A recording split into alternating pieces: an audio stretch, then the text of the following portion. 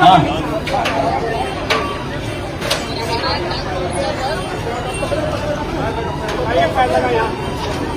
शाबाश जवान। देखिए फांसी का लेटे चढ़ते हुए ऊपर आदमी को निकाल सीढ़ी के सहारे ले आ रहे हैं, तो ताल ले जाएंगे।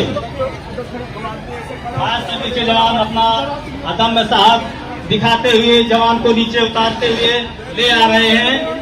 और देखिए ये जवान को नीचे उतार दिया, घायल जवान को उतार दिया और ये एनडीआरएफ की टीम ने घायल व्यक्ति को अपने कब्जे में लेकर स्टेशन पर लेटा करके और अस्पताल पहुंचाने का कार्य कर दिया।